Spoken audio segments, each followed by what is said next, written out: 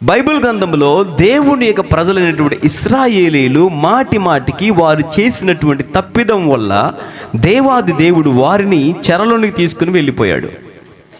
అంటే కొంతమంది రాజులను ప్రేరేపించి వారిని చెరలోనికి తీసుకుని వెళ్ళిపోయారు. మీరు ఇక్కడ చూసినట్లయితే 3 విషయాలు గమనించాలి. ఎక్సైలిక్, ప్రీ ఎక్సైలిక్, పోస్ట్ ఎక్సైలిక్ అని 3 పదాలు మనం గమనిస్తాం. ఎక్సైలిక్ అంటే చెరలో ఉన్నప్పుడు కొన్ని పుస్తకాలను దేవుడు వారి ద్వారా రాయించాడు. ఎజ్కేలు గ్రంథం కావచ్చు, దానియేలు గ్రంథం కావచ్చు, వారు చెరలో ఉన్నప్పుడు రాయబడినటువంటి గ్రంథాలు. తర్వాత ప్రీ ఎక్సైలిక్ అంటే అర్థం ఏంటో తెలుసండి. అంటే చెరకు వెళ్ళక ముందు వెళ్ళిన ప్రీ ఎక్సైలిక్ అంటే చెరకు వెళ్ళక ముందు కొన్ని పుస్తకాలు రాశాడు. తర్వాత పోస్ట్ ఎక్సైలిక్ అంటే చెర నుండి వచ్చిన తరువాత. ఎక్సైలిక్, ప్రీ ఎక్సైలిక్, పోస్ట్ ఎక్సైలిక్. సో ఇలా చూసుకుంటే ఆ క్రమంలో ఈ యొక్క హగ్గై గ్రంథము చెర నుండి వచ్చిన తరువాత లిఖించబడినటువంటి గ్రంథము ఈ హగ్గై గ్రంథము. చాలా జాగ్రత్తగా వినండి. దేవుని యొక్క ప్రజలు 70 సంవత్సరాలు అంటే దేవుని ఇర్మియా భక్తుని ద్వారా ప్రవచించినట్టు ప్రవచనము ద్వారా వారి యొక్క అవిధేయత వలన దేవుని ప్రజలను నెబుకద్నెజరు అనేటువంటి ఒక రాజు యొక్క నాయకత్వంలో ఆ రాజు దండెత్తి యెరూషలేమును ముట్టడించి చెరకు తీసుకుని వెళ్ళిపోయాడు. అయితే దేవుడు తన వాగ్దానం చేసి 70 సంవత్సరాల తరువాత మరలా నేను వారిని తీసుకుని వస్తానని చెప్పి వాగ్దానమును నెరవేర్చిన తరువాత మరలా దేవునికి ప్రజలు చెర నుండి దేవుని యొక్క నామములో సొంత దేశానికి తిరిగి రాబట్టబడ్డారు. ఆ క్రమంలో రాసినటువంటి కొన్ని పుస్తకాలు ఉన్నాయి. ఏంటి అంటే హగ్గై గ్రంథము, జకర్యా గ్రంథము, మలాకి గ్రంథము చెరకు వెళ్ళి వచ్చిన తరువాత లిఖించబడినటువంటి గ్రంథాలు. అప్పటికే మనందరూ కూడా తెలుసు, యెరూషలేము దేవాలయం అంతా కూడా నాశనం చేసేసారు. అన్నీ కూడా జరిగినవి. అవన్నీ కూడా ఇప్పుడు చెప్పడానికి నాకు సమయం లేదు. కానీ అయితే ఎప్పుడైతే ఈ ప్రజలు చెరలో నుండి వస్తూ ఉన్నారో వారు వచ్చిన వెంబటనే అప్పటికే యెరూషలేము దేవాలయం అంతా కూడా నాశనం అయిపోయింది కనుక, సొలొమోను గారు కట్టించినటువంటి ఆ దేవాలయం అప్పటికే నాశనం చేయబడింది కనుక జెరుబ్బాబెలు, నెహెమ్యా, ఎజ్రా లాంటి గొప్ప గొప్ప దైవ సేవకుల నాయకత్వంలో యెరూషలేము గోడలను మరలా కట్టించాలనేటువంటి ఆలోచనతో వీరు వచ్చిన వెంబటినే దేవునికి పరిచర్యను ప్రారంభించి అందరూ కూడా కలిసికట్టుగా దేవుని ఆలయమును కట్టాలి అని అనుకున్న దరిదాపుగా కొన్ని సంవత్సరాల వరకు దేవుని ఆలయాన్ని కట్టడానికి దరిదాపుకి ఒక 15-20 సంవత్సరాలు వారు అక్కడే ఉండిపోయారు. పడిపోయినటువంటి దేవుని ఆలయాన్ని కట్టడానికి ఎవరు కూడా ఇష్టపడలేదు. ఆ సమయంలో దేవాది దేవుని యొక్క ఆత్మ ప్రేరేపణ ద్వారా హగ్గై గారు లేచి ప్రవశిస్తూ ఉన్నాడు.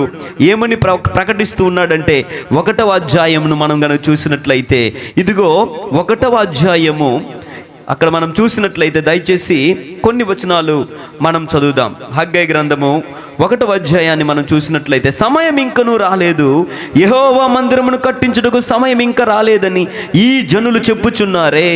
అందుకు యెహోవా వాక్కు ప్రత్యక్షమై ప్రవక్తయగు హగ్గై ద్వారా సెలవిచ్చినది ఏమనగా, ఈ మందిరము పాడయ్యుండగా మీరు సరంబి వేసిన ఇండ్లలో నివసించుటకు ఇది సమయమా? వారందరూ కూడా వారి సొంత గృహాలను కట్టుకుంటున్నారు.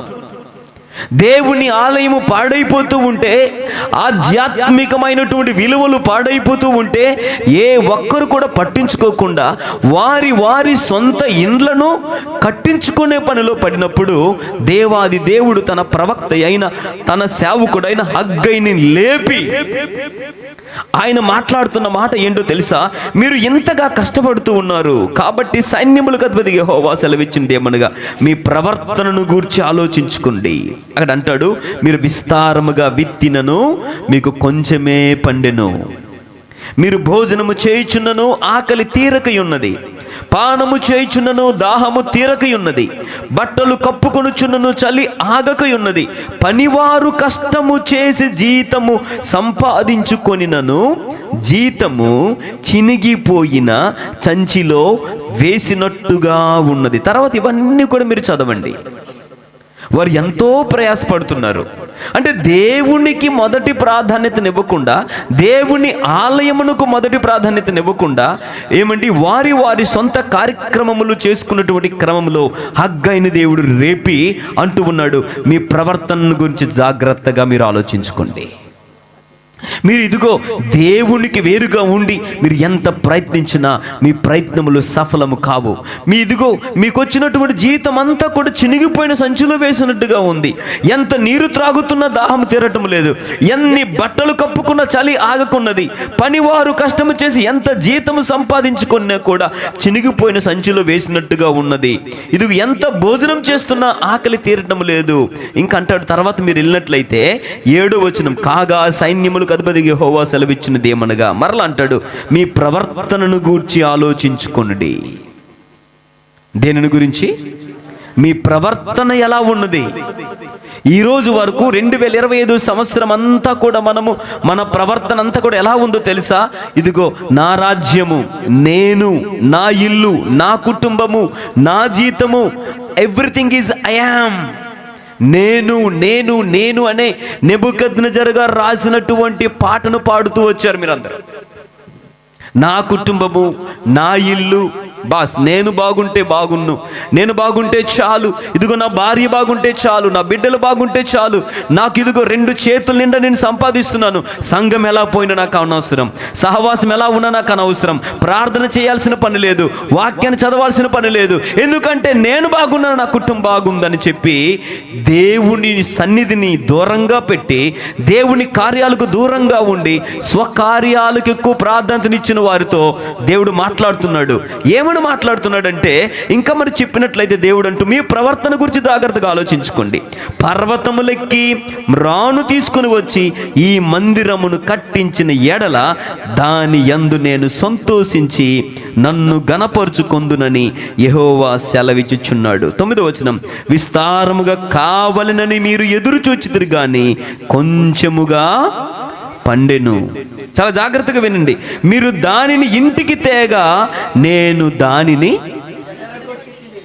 అమ్మా మీరు దేవునికి వ్యతిరేకంగా ఉండి 2025 సంవత్సరం అంతా కూడా కాలాన్ని గడిపేశారు. మీ ఇంటిని గురించి ఆలోచించారు, నీ స్వప్రయోజనాల కొరకే నువ్వు ఎక్కువ ఆలోచించావు. దేవుణ్ణి సన్నిధిని నువ్వు పట్టించుకోలేదు, దేవుణ్ణి పట్టించుకోలేదు, ఆత్మీయతను పట్టించుకోలేదు. సరంబి వేసిన ఇండ్లలో ఉంటున్నారు, కానీ దేవుణ్ణి ఆలిమి ఎలా పాడైపోయిన వారికి అవసరం లేదు. ఎవరి స్వార్థం వాళ్ళది, ఎవరి స్వార్థం కొరకు వారు బ్రతుకుతూ దేవునికి వ్యతిరేకంగా ఉండి ఏదో సాధించేద్దాం అనుకున్నారు. కానీ అంటూ ఉన్నాడు దేవుడు, మీరు విస్తారముగా కావాలని మీరు ఎదురు చూచితురు కానీ కొంచెముగా పండెను. అమ్మా ఇంకొంచెం ముందుకు వెళ్తే, మీరు దానిని ఇంటికి తేగా నేను దానిని ఓవర్ డ్యూటీ చేశామండి. ఆదివారం ఆరాధనకి రాకుండా ఓవర్ డ్యూటీ చేశామండి. శుక్రవారం ప్రార్థనలకు రాకుండా ఓవర్ డ్యూటీ చేశామండి. దేవుని సన్నిధితో మాకు పని లేదు, మా పనే మాకు దేవుడు, మా కడుపే మాకు దేవుడు, నేను నా కుటుంబం బాస్, ఇంకెవ్వరితో నాకు పని లేదు. దేవుని సన్నిధి ఎలా పోయినా నాకు అనవసరం. దైవజనుడు తిన్నాడా లేదా, దైవ సన్నిధిలో ఉన్నట్టు దేవుని బిడ్డలు ఉన్నారా లేదనే పట్టింపు నీకు లేకుండా ఉన్నది కనుక దేవునితో మాట్లాడుతున్నాడు. ఈ చెదరగొట్టితిని ఎందుచేతననగా యెహోవా అడుగుచున్నాడు, నా మందిరము పాడయ్యుండగా మీరందరూ మీ మీ ఇండ్లు కట్టుకొనుటకు త్వరపడుట చేతనే గదా. అంటే ఎవరి ఇంటి స్వార్థము వారిది. రాజుగారికి లేపండి కొంచెం. ఎవరి ఇంటి స్వార్థం వారిది, ఎవరి బాధల్లో వారు ఉన్నారు, ఎవరి దుఃఖంలో వారు ఉన్నారు. దేవుడు అంటున్నాడు, ఇలా మీరు మీ ప్రవర్తన మార్చుకొనకపోతే నూతన సంవత్సరంలో మీరు అడుగుపెట్టినా, దేవుడు అంటున్నాడు నీ పరిస్థితి నా పరిస్థితి అలాగే ఉంటుంది. క్రొత్త సంవత్సరంలో అడుగు పెడతావు, కానీ పాత బ్రతికే బ్రతకాల్సి వస్తుంది. అది ఏం చెయ్యాలి అంటే, ఇదిగో మీరు ఎప్పుడైతే నన్ను గురించి ఆలోచిస్తారో, నా మందిరాన్ని గురించి ఆలోచిస్తారో, అప్పుడు నేను మిమ్మల్ని దీవించడం ప్రారంభిస్తాను అంటూ చాలా చక్కనైన విషయాలు చెప్తూ, ఆ క్రమంలో ఏం జరుగుతుందో తెలుసా ప్రియమైన దేవుని బిడ్డలారా? దేవుని సేవకులు జెరుబ్బాబెలు, వారి యొక్క ప్రధాన యాజకుడు యెహోజాదాకు కుమారుడైన యెహోషువ, వీరందరూ శేషించిన జనులందరితో ఇట్లా అంటున్నాడు. ఏమంటే ఇదిగో 3వ వచనం, కొంతమంది దేవుని యొక్క ఆలయాన్ని కట్టడానికి ప్రారంభించారు, దేవుని గురించి ఆలోచించడం ప్రారంభించారు. వారు చేయగలిగింది దేవుని కొరకు చేయడానికి ఒక నిర్ణయాన్ని తీసుకున్నారు. దేవునికి బిగ్గరగా స్తోత్రం చెల్లిద్దామా? ఇదిగో అందరూ ఉన్నారు, ఆ దేశం అంతా ఉన్నది, ఏ ఒక్కరు కూడా దేవుని ఆలయాన్ని పట్టించుకోలేదు. ఇంతమంది ఉన్న బహుశా ఎవరూ కూడా దేవుని గురించి ఆలోచించలేదు.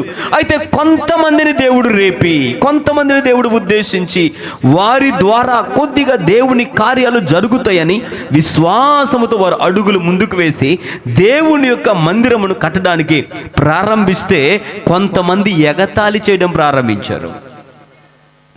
కొంతమంది ఎగతాళి చేయడం ప్రారంభించారు. అయ్యో, సొలొమోను గారు కట్టించినటువంటి ఆ యొక్క మందిరాన్ని మేము చూసాము, అది చాలా గొప్పది, ఆ మందిరముతో పోల్చుకుంటే ఈ మందిరం అసలు ఏమి కూడా కాదు, ఎందుకు మీరు అనవసరంగా మీ సమయాన్ని వ్యర్థపరుచుకుంటున్నారు అని ఎగతాళి చేస్తూ, అంటే వారు దేవుని కొరకు ఏది చేయరు, చేసిన వారిని ప్రోత్సహించని పరిస్థితిలో అప్పుడు దేవుడు మాట్లాడుతున్న, పూర్వకాలమున ఈ మందిరమునకు కలిగిన మహిమను చూచిన వారు మీలో ఉన్నారు కదా, అట్టి వారికి ఇది ఎట్టిదిగా కనబడుచున్నది, దానితో ఇది ఎందునను పోలినది కాదని తోచుచున్నది కదా. ఇక్కడ మీరు చాలా జాగ్రత్తగా వినండి. అయినను యెహోవా ఆజ్ఞ ఇచ్చినది ఏమనగా, జెరుబ్బాబెలు, హల్లెలూయా చెప్తారు బిగ్గరగా, ధైర్యము తెచ్చుకొమ్ము. ఆమేన్, బిగ్గరగా చెప్తారు. దేవునికి స్తోత్రం. ఇదిగో చాలా ప్రతికూల పరిస్థితులు మనల్ని భయపెడుతూ ఉన్నాయి. దేవుని కొరకు ఒక అడుగు ముందుకు వేద్దాము అంటే పరిస్థితులు భయపెడతా ఉన్నాయి. ఇదిగో పరిస్థితులు ఎంతో ఆందోళనకరంగా చేసేస్తా ఉంది. ఇదిగో సాతానుడు ఒకవైపు నుండి వచ్చి మాట్లాడుతుంటాడు, దేవుని కొరకు నువ్వు ఆలోచిస్తే నీ గురించి ఎవరు ఆలోచిస్తారు, దేవుని మందిరం గురించి ఆలోచిస్తే నీ కుటుంబాన్ని గురించి ఎవరు ఆలోచిస్తారని కొన్ని భయంకరమైన తలంపులు, దేవుని ఆలయము కంటే కూడా ఎక్కువగా వారి కుటుంబమును గురించి ఎక్కువ ఆలోచనలు ఆలోచిస్తూ సాతానుడు భయంకరమైన ప్రణాళికలు వారి మైండ్లో మరి ఎక్కువ భయంకరంగా వారితో వాదిస్తూ మరి వారి మనస్సు మీద మరి దెబ్బ కొడుతూ ఉన్నటువంటి సమయంలో దేవుడు మాట్లాడుతూ ఉన్నాడు. ఏ బిడ్డలైతే విశ్వాసముతో అడుగులు ముందుకు వేస్తూ దేవుని కొరకు ఏదో ఒకటి చెయ్యాలి అని ఒక అద్భుతమైనటువంటి మరి ఒక మార్గమును ఏర్పాటు చేసుకొని విశ్వాసముతో ఒక స్టెప్ ముందుకు వేస్తున్నటువంటి ఆ క్రమంలో ఇదిగో దేవుడు అంటూ ఉన్నాడు, జెరుబ్బాబెలు, ఎంతో మంది నిన్ను భయపెడతా ఉన్నారు, కానీ నీవు భయపడవద్దు. హల్లెలూయా చెప్తారు బిగ్గరగా. అంటూ ఉన్న జెరుబ్బాబెలు, ధైర్యము తెచ్చుకొమ్ము. ప్రధాన యాజకుడు యెహోజాదాకు కుమారుడు అయిన యెహోషువ, ధైర్యము తెచ్చుకొమ్ము. దేశములోనున్న సమస్త జనులారా, ధైర్యము తెచ్చుకొని పని జరిగించుడి. గట్టిగా హల్లెలూయా చెప్దామా అంటున్నాడు దేవుడు. ఒకటి, మీరు భయపడవద్దు. ఆమేన్. ఇదిగో 2025 సంవత్సరం అంతా కూడా భయపడింది ఇనఫ్. అందరికీ చెప్పండి, ఇనఫ్. నీ పక్కన కూర్చొని చేయి పట్టుకొని చెప్పండి, భయపడింది చాలు. ఇనఫ్, ఇనఫ్ అని చెప్పండి. ఇంకా ఎన్నటికి నువ్వు భయపడవద్దు. ఎవరైతే నీ చేయి పట్టుకున్న వారి ముఖం చూసి ఆమె పేరు చెప్పి, జెరుబ్బాబెలు భయపడవద్దు, ధైర్యం తెచ్చుకొని చెప్పు. ఆమేన్. ఇదిగో భయపెడుతున్నటువంటి పరిస్థితులు, అది అనారోగ్యం కొన్నిసార్లు కొంతమందిని భయపెడతాయి, అప్పు బాధలు కొంతమందిని భయపెడుతూ ఉన్నాయి. దేవుని కొరకు ఏదో ఒకటి చేద్దామంటే అమ్మో దేవునికి ఇస్తే మరి నీకో భయం. దేవుని కొరకు బలంగా నిలబడుతూ ఉంటే ఇదిగో ఏదో ఒక నేను భయపెడతా ఉండు. కొంతమందికి అనారోగ్యాలు భయపెడతా ఉన్నాయి, కొంతమందికి నిందలు అవమానాలు భయపెడతా ఉన్నాయి. దేవుని కొరకు రోషము కలిగి వైరాగ్యము కలిగి బ్రతుకుతూ ఉంటే పరిస్థితులు నిన్ను భయపెడుతూ ఉన్నాయి. అయితే దేవుడు అంటున్నాడు, జెరుబ్బాబెలుతో మాట్లాడినటువంటి ఆ వాక్కు 2026వ సంవత్సరము 25వ సంవత్సరం అంతా కూడా సాతానుడు నిన్ను భయపెడుతూనే వచ్చాడు.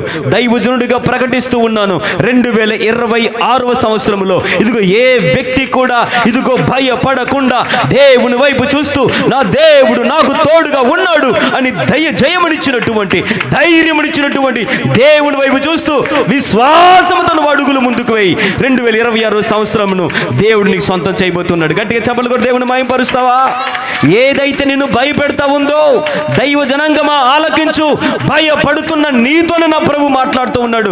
జెరుబ్బాబెలు ధైర్యంగా ఉండు అని చెప్పి నీతో మాట్లాడుతున్నాడు. అమ్మో, ఇలా నేను అడుగు వేస్తే నా జీవితం ఎలా ఉండబోతుందో, నా పరిస్థితులు ఎలా ఉండబోతున్నాయో అని భయపడుతున్న నీతో నా ప్రభు తన వాక్కు ద్వారా మాట్లాడుతున్నాడు.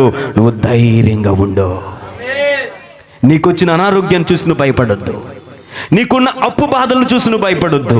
నీకున్న నిందలను చూసి నువ్వు భయపడవద్దు. ఏదైతే నిన్ను కలవర పెడతా ఉందో దానిని చూసి నువ్వు భయపడకుండా దేవుడు అంటూ ఉన్నాడు, నువ్వు ధైర్యంగా ఉండాలి. హల్లెలూయా. 366 సార్లు బైబిల్ గ్రంథంలో రాయబడింది ధైర్యంగా ఉండమని. భయపడవద్దు, భయపడవద్దు, భయపడవద్దు. ఇంకా అంటున్నాడు, ఏమంటున్నాడు? 1 ధైర్యము తెచ్చుకొనుము. ధైర్యముతో ఎవరెవరితో మాట్లాడుతున్నాడు అంటే, 1 భయపడవద్దు, 2 ఏమంటున్నాడు తెలుసా ప్రియ? ధైర్యము తెచ్చుకొనుము. ఎవరెవరంటే ఇదిగో యెహోవా ఆజ్ఞించింది ఏమనగా జెరుబ్బాబెలు ధైర్యం తెచ్చుకోము. ప్రధాన యాజకుడు అగు యెహోజాదాకు కుమారుడు అని యెహోషువ ధైర్యం తెచ్చుకొనుము. దేశములోని సమస్త జనులారా ధైర్యం తెచ్చుకొని పని జరిగించుడి. 2 అంటున్నాడు, 1 ధైర్యం తెచ్చుకోండి, ఆమేన్. 2 పని జరిగించండి, ఆమేన్. 3 దేవుడు అంటున్నాడు, నేను మీకు తోడుగా ఉన్నాను. ఇది దేవుని ఆలయం గురించి మాత్రమే కాదు నేను చెప్తున్నది.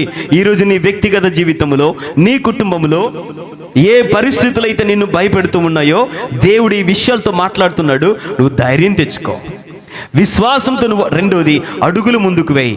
3 దేవుడు అంటున్నాడు, ఎవరు ఉన్నా లేకపోయినా నేను నీకు తోడుగా ఉన్నాను. హల్లెలూయా. చెప్తా బిగ్గరగా. పర్వతములు తొలగిపోయినను, మెట్టలు తత్తరిల్లును, నేను నిన్ను, నా కృప నిన్ను విడిచిపోదు. ఇదిగో నేను నీకు తోడుగా ఉన్నాను. హల్లెలూయా. ఇదిగో చదువుకున్న విద్యార్థులతో దేవుడు మాట్లాడుతున్నాడు. మీ చదువుల గురించి మీరు భయపడవద్దు, నేను మీకు తోడుగా ఉన్నాను. ఇది కుటుంబాలతో దేవుడు మాట్లాడుతున్నాడు. అయ్యో, మా బిడ్డలను మేము ఎలా పోషించాలి? 2025 సంవత్సరంలో భయంకరమైనటువంటి ఇబ్బందులు పడ్డాం. 26 సంవత్సరాలు కూడా అలాగే ఇబ్బందులు పడాలేమో, మా పిల్లల ఫీజులు ఎలా కట్టాలనుకుంటే దేవుడు మాట్లాడుతూ ఉన్నాడు, మీరు భయపడవద్దు, మీరు ధైర్యంగా ఉండండి, నేను మీకు తోడుగా ఉన్నాను. 4వ మాట చెప్తున్నాడు, మీరు ఐగుప్తు దేశం నుండి వచ్చినప్పుడు నేను మీతో చేసిన నిబంధన జ్ఞాపకం చేసుకొనుడి. హల్లెలూయా. చెప్తారు బిగ్గరగా. 2025 సంవత్సరంలో ఒక వాగ్దానంతో దేవుడు నిన్ను వాగ్దానం చేశాడు. ప్రార్థన పూర్వకంగా దేవుడు నిన్ను నడిపించాడు. దేవుడిచ్చినటువంటి ఆ నిబంధనను, నెంబర్ 5, ఆ వాగ్దానమును నువ్వు జ్ఞాపకం చేసుకోవాలి. హల్లెలూయా. చెప్తారు బిగ్గరగా. ఇదిగో భయపడిన ప్రతిసారి, ఇదిగో దుష్టుని దగ్గరికి వచ్చి నేను భయపెడుతూ భయభ్రాంతులకు గురి చేస్తూ ఉన్న ప్రతిసారి దేవాది దేవుడు నీతో మాట్లాడినటువంటి ఆ మాటను, దేవుడు నీతో వ్యక్తిగతంగా పర్సనల్గా కన్నీరు కారుస్తూ ఏడ్చినప్పుడు దేవుని స్వరం విన్నావు చూడు, దేవుని మాటను విన్నావు చూడు, దేవుడిని బలపరుస్తూ వస్తున్నాడు చూడు, ఆ మాటను జ్ఞాపకం చేసుకొని ఆయన నీతో చేసిన నిబంధనను జ్ఞాపకం చేసుకో. హల్లెలూయా. చెప్తా బిగ్గరగా. ఇంకా 6వది అంటున్నాడు, నా ఆత్మ మీ మధ్య ఉన్నది. హల్లెలూయా. గనుక మీరేం చేయకూడదు, అది ముక్కుపేటైనా, మహిమపురమైనా, మధురవాడైనా, బోయపాలమైనా, లేదంటే ఇంకే పాలమైనా, ఇదిగో దేవుని నామములో దేవుడు మనకిచ్చినటువంటి ప్రదేశాలన్నీ కూడా ప్రభువు నామములో మనము అడుగు పెట్టిన ప్రతి స్థలము మందే యేసు నామములో. హల్లెలూయా. చెప్తా బిగ్గరగా. ఏం చేయాలంటే విశ్వాసంతో ఏదైతే సాధించాలనుకుంటున్నావో విశ్వాసంతో ప్రకటించు. ఏ మనుషుడైతే మారాలనుకుంటున్నాడో ఆ మనుషునికి పేరు తలుచుకుని ప్రకటించాలి. ఇదిగో పలానా వ్యక్తి ఇదిగో వారం తిరిగే లోపు మారిపోతుందంటే ఖచ్చితంగా శత్రువు కూడా దేవుడు మిత్రుడిగా మారుస్తాడు. ఎవరైతే నువ్వంటే పడదో అట్టి వారు పేరు చెప్పి యేసు నామములో ప్రభువా పలానా సహోదరి, పలానా సహోదరుడు యేసు నామములో మారునుగా కంటే నా ప్రభువు మారుస్తూ ఉన్నాడు. 2026 సంవత్సరంలో మిత్రులను సైతము దేవుడు ఇదిగో దుష్టులను సైతము, లేదంటే ఎనిమి సైతము కూడా దేవుడు మిత్రులుగా మార్చగలిగిన సమర్థుడు. హల్లెలూయా. చెప్తా బిగ్గరగా.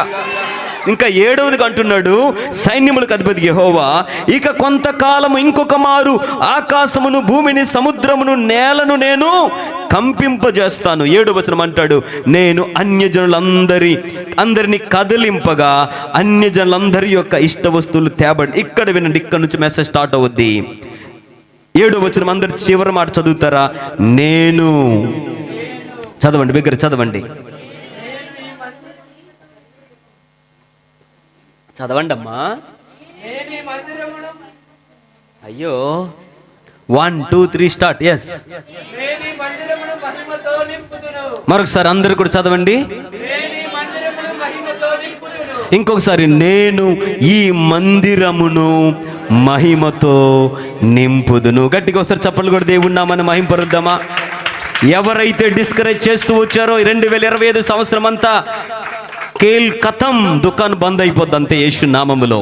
ఎవరైతే నీకు వ్యతిరేకంగా ఎంతో మంది శత్రువులు, ఎంతో మంది నీకు వ్యతిరేకంగా లేచారో, ఎన్నో పరిస్థితులు నీకు వ్యతిరేకంగా లేచాయో, దేవుడు అంటున్నాడు, నువ్వు భయపడవద్దు, నా ఆత్మ నీ మధ్య ఉంది, నేను నిన్నొక్కసారి నిబంధనను జ్ఞాపకం చేసుకో, ఇదిగో నేను నీకు తోడుగా ఉన్నాను, విశ్వాసంతో పని జరిగించు, అన్య జనుల ఇష్ట వస్తువులన్నీ కూడా తీసుకుని వస్తాను.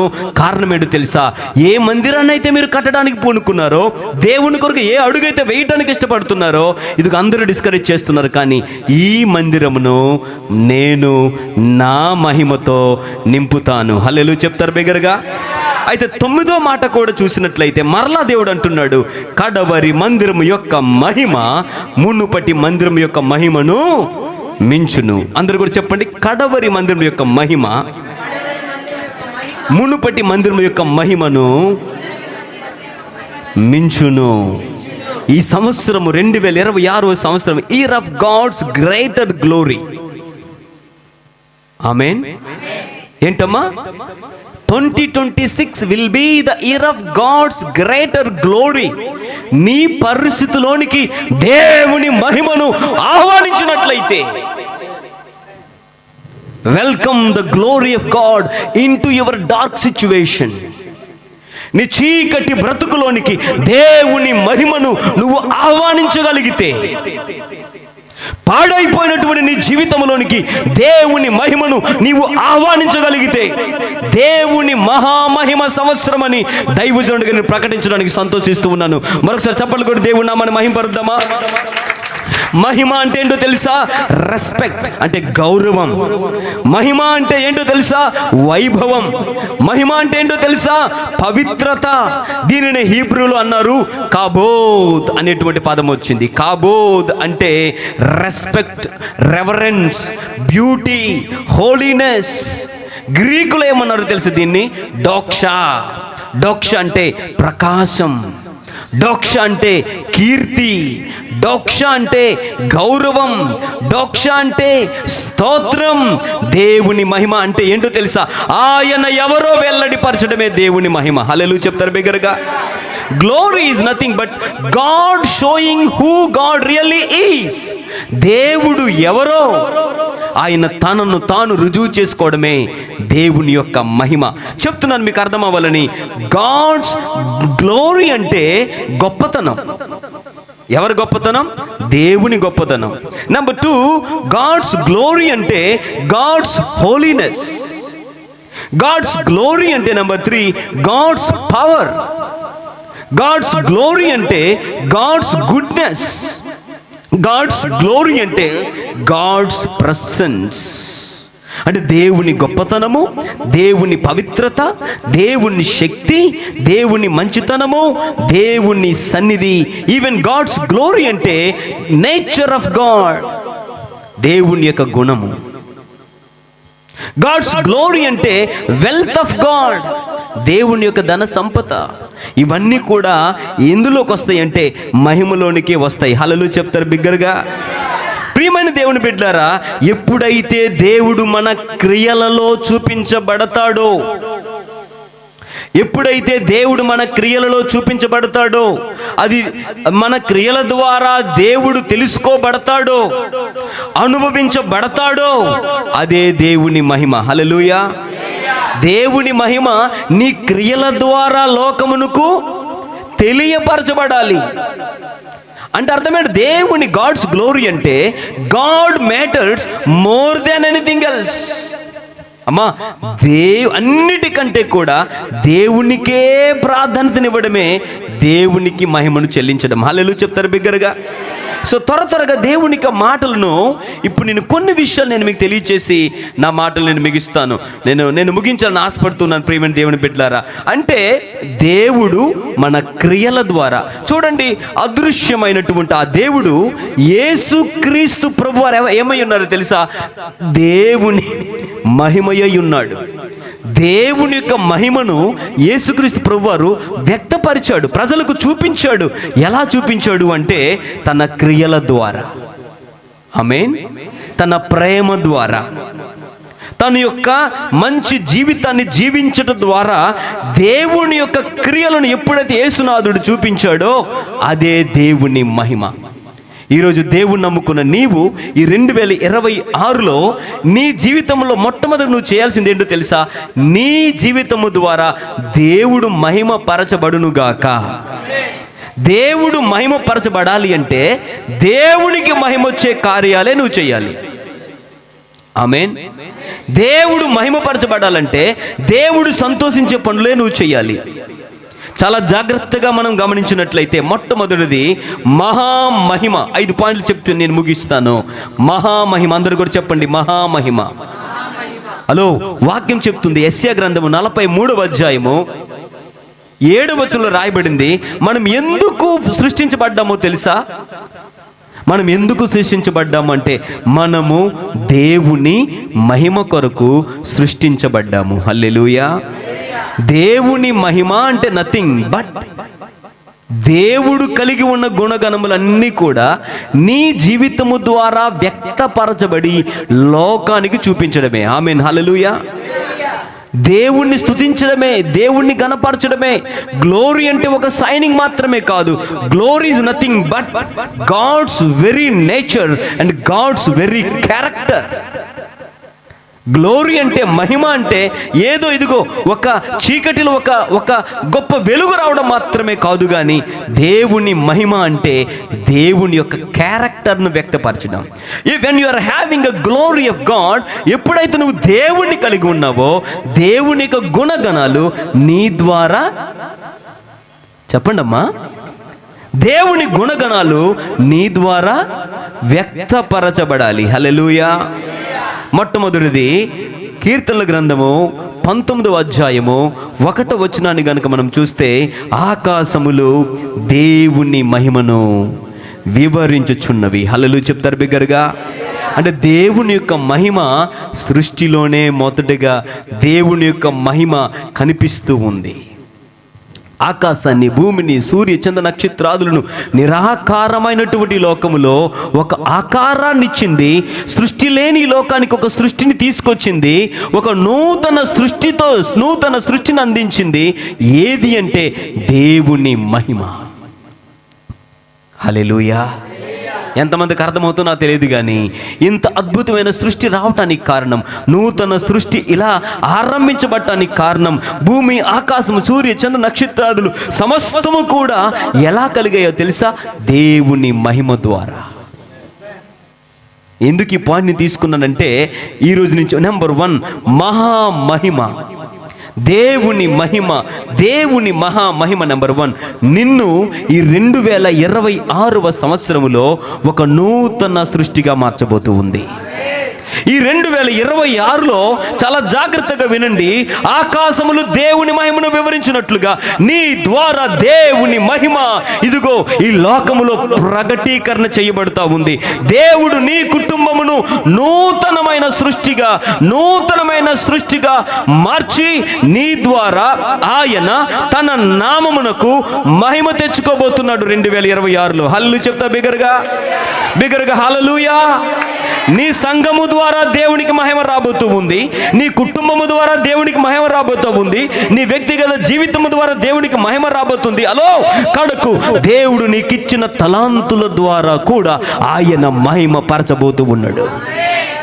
ఏదైతే దేవాది దేవుడలో ఇది ఎంతమంది అయితే కృంగిపోతూ ఉన్నారో, కృంగిపోతున్న నీ కుటుంబంతో దేవుడు మాట్లాడుతూ ఉన్నాడు. కృంగిపోతున్నటువంటి నీ దగ్గరికి నా దేవుని మహిమ వచ్చి కృంగిన నిన్ను లేవనెత్తబోతూ ఉంది. ఏడ్చుచున్న నీ దగ్గరకు వచ్చి దేవుని మహిమ నీ కన్నీటిని తొడవబోతా ఉంది. ఏ పరిస్థితుల గురించి అయితే నువ్వు ఏడుస్తూ కృంగిపోతూ భయంకరంగా దుఃఖపడుతూ ఉన్నావో, దేవుని మహిమ నీ దుఃఖాన్ని నాట్యముగా మార్చబోతా ఉంది.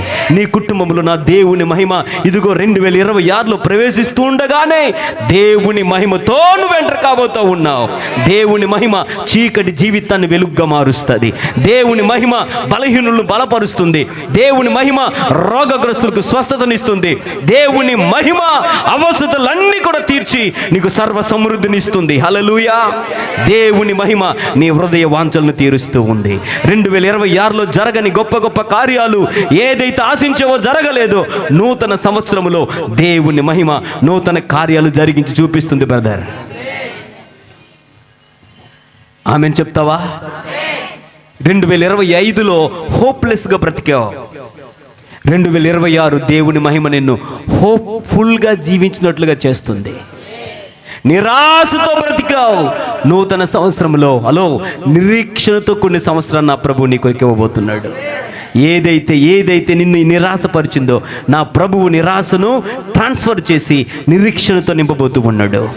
దేవుని మహిమ నీ సంఘాన్ని, దేవుని మహిమ నీ కుటుంబమును, దేవుని మహిమ నీ వ్యక్తిగత జీవితాన్ని, దేవుని మహిమ నీ తలాంతుల ద్వారా కూడా. మత్తయి సువార్త 25:15లో అక్కడ ఉంటుంది, ఒకడికి 5 తలాంతులు, 2 తలాంతులు, 1 తలాంతు. అయితే 5 తలాంతులు ఇచ్చిన వాడు 5, 2 తలాంతులు ఇచ్చిన వాడికి 2, 1 తలాంతు ఇచ్చిన వాడు దాచిపెట్టేశాడు. ఈరోజు నేను అంటాను, 2025లో ఇదిగో నువ్వు వాడబడలేదు. 2026లో నీ తలాంతులను దేవుడు పుష్కలంగా వాడుకోబోతూ ఉన్నాడు. బిగ్గరగా హల్లెలూయా చెప్తావా? నీ హృదయ వాంఛను దేవుడు తీర్చబోతున్నాడు.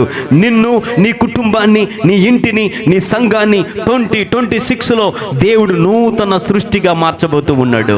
అప్పుడు ఏం చేయాలంటే, నీ కుటుంబము ఆకాశములు దేవుని మహిమను వివరిస్తూ ఉన్నట్లుగా దేవుని మహిమను అనుభవించినటువంటి నీవు, నీ కుటుంబము దేవుని నామాన్ని, దేవుని గొప్పతనాన్ని, దేవుని మహిమ పరిచయ కుటుంబంగా ఉండాలి. హల్లెలూయా. సో నెంబర్ 1, క్రియేషన్ అనగా దేవుని యొక్క మహిమ, మహామహిమ నిన్ను నూతన సృష్టిగా మారుస్తుంది. అంటే ఎలాగైతే నీ వచ్చావో అలా ఉండవు. నీ ఆలోచనలు మారబోతూ ఉన్న యేసు నామములో నీ తలంపులు, నీ మనస్సు, నీ విధి విధానాలు, నీ మాట తీరు సమస్తము కూడా మారిపోయి కాటర్ పిల్లర్గా ఇప్పుడు ఉన్నారు. చాలా మంది ఉన్నారు ఇక్కడ. కాటర్ పిల్లర్గా కనిపిస్తున్నటువంటి నీవు నూతన సంవత్సరంలోనికి అడుగు పెట్టగానే గొంగలి పురుగుగా ఉన్నటువంటి నీ జీవితాన్ని నా యేసయ్య 2026లో కొట్టుగట్టిగా చప్పట్లు సీతాకొక చిలుగ్గా మార్చబోతూ ఉన్నాడు. గట్టిగా చప్పట్లు కూడా దేవుని నామాన్ని మహింపరుస్తావా? ఎవరైతే విశ్వాసంతో వాక్యాన్ని స్వీకరిస్తున్నారో వారి జీవితంలో మాత్రం ఇది జరుగునుగాక. మిగతా వారు ఇంకా గొంగలి పురుగుగా ఉండి కింద మాత్రమే ప్రాగుతూ ఉండండి. ఎవరైతే విశ్వాసంతో చప్పట్లు కొట్టి దేవుని నామాన్ని మహిమపరుస్తూ ఉన్నారో వారి జీవితాలు గొంగలి పురుగుగా ఉండవు.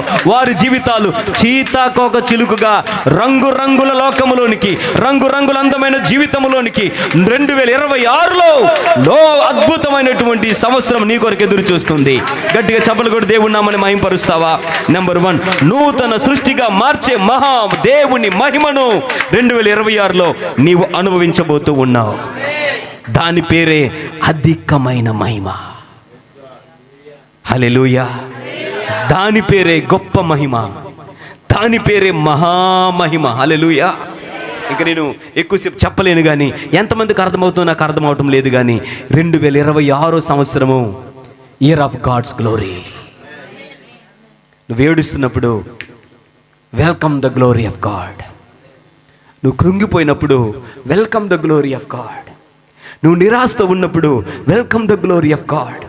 నువ్వు అవసరతలో ఉన్నప్పుడు welcome the glory of God.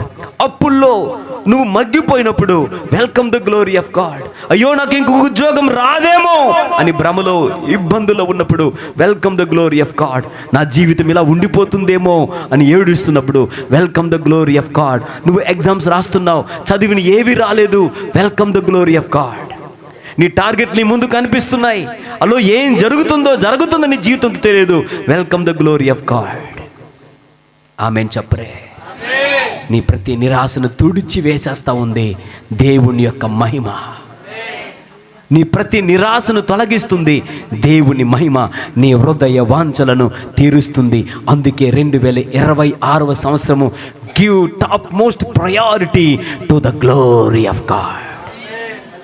హల్లెలూయా చెప్తా బిగ్గరగా. నెంబర్ 2, దేవుని మహిమ ఏం జరుగుతుందంటే, మహామహిమ ఏం చేస్తుందో తెలుసండి, లోతైన వాక్య ప్రత్యక్షతలోనికి నేను నడిపిస్తూ ఉంది. నీకెక్కువ ఈ చాలా లోతైన మాటలు నిర్గమకాండం 24వ అధ్యాయాన్ని మనం చూసినట్లయితే ఏమండి, దేవుని మహిమ ఉన్నటువంటి ఆ పర్వతం దగ్గర లోపలికి మోసే ఎక్కుతూ వెళ్తూ ఉన్నప్పుడు, ఆ తర్వాత మీరు చూస్తే 24 అధ్యాయాల నుండి 31 అధ్యాయం వరకు దేవుడు దరిదాపుగా 8-9 అధ్యాయాలు మోసేతో మాట్లాడుతూ తన ప్రత్యక్షతను కనపరిచాడు. నా దగ్గర టైం లేదు. 2025 నీకు ఏ ప్రత్యక్షత దొరకలేదు. హలో, ఇంకా టైం ఎంత ఉంది? 7 నిమిషాలు ఉంది. 2025వ సంవత్సరంలో వాక్యపు ప్రత్యక్షతలు నీకు దొరకలేదు. అయితే దేవుని మహిమ ద్వారా దేవుడు తన వాక్య ప్రత్యక్షతను నీకు కనపరచబోతూ ఉన్నాడు. ఏ ఒక్కరికి అర్థం కాని దేవుని యొక్క వాక్యము నీకు అర్థమయ్యేటట్టుగా దేవుడు చేయబోతున్నాడు. నువ్వు ఏం చేయాలంటే, ఎక్కలేని ఇదిగో మోసే ఎలాగైతే దేవుని మహిమ దగ్గరికి ఆ కొండ ఎక్కి వెళ్తూ ఉన్నాడో, వెళ్తా ఉంటే మోసే ఎక్కుతున్నాడు, దేవుడు దిగొస్తున్నాడు, దేవుడు మాట్లాడడం ప్రారంభించాడు. దేవుడు తన యొక్క 8 అధ్యాయాలు ఎక్కడా లేనంతగా ఇదిగో సంపూర్ణముగా దేవుడే మోసేతో మాట్లాడుతూ తన యొక్క ప్రత్యక్షతలు బయలుపరిచినట్లు ఇదిగో బైబిల్ గ్రంథంలో ఉండేటువంటి అనేకమైనటువంటి మర్మాలతో 2026వ సంవత్సరము నెంబర్ 2 మహిమ లోతైన వాక్య ప్రత్యక్షతలోనికి నిన్ను నడిపిస్తుంది. అన్నయ్య, నాకు ఇది అర్థం కాలేదు, నువ్వు నా దగ్గరికి రావసరం లేదు. Go to the glory of God. హల్లెలూయా. ఎప్పుడైనా దైవజనుడు వాక్యం చెప్పమ్మా, సాక్షాంశ ఎక్సాల్టేషన్ చెప్పమ్మంటే నా దగ్గరికి నువ్వు రావసరం లేదు. Go to the glory of God. Hallelujah. Hello, glory of God is available to you. 2026 అంతా కూడా దేవుని మహిమ, నువ్వు ఎప్పుడెప్పుడా దాని దగ్గరికి వెళ్తావు, ఎప్పుడెప్పుడు దేవుని మహిమను కోరుకుంటావని 2026 ఇస్ అవైటింగ్ ఫర్ యూ. నీ ప్రతి ప్రశ్నకు జవాబు ఇదిగో దేవుని యొక్క మహిమ ఇవ్వబోతుంది. హల్లెలూయా. బైబిల్లో అర్థం కాని అనేకమైన ప్రత్యక్షతలు, ఏ మనుషుడికి రివీల్ కాని గొప్ప సంగతులను నా దేవుడు నీకు రివీల్ చేయబోతూ ఉన్నాడు. బిగ్గరగా ఒకసారి హల్లు చెప్తావా? నిరాశపడ ఎంతమంది 2025లో ఇదిగో ఒక్క అబ్బాయి చెప్పాడు, నేను బైబిల్ కంప్లీట్ చేశానండి అని. అయితే ఎవరికి అర్థం కాని గొప్ప ప్రత్యక్షత, మోసేకు దొరికిన గొప్ప ప్రత్యక్షత. నెంబర్ 2, ఈ మహామహిమ ఏం చేస్తుంది? నెంబర్ 1 నేను చెప్పాను, మహామహిమ నిన్ను, నీ జీవితాన్ని, నీ భవిష్యత్తును, నీ కుటుంబాన్ని నూతన సృష్టిగా మారుస్తుంది. నెంబర్ 2, మహామహిమ లోతైన వాక్య ప్రత్యక్షతలోనికి నిన్ను నడిపిస్తుంది. దేవుడిని దీవిస్తాడు, ఆశీర్దిస్తాడంటే ఆమేనంటావు.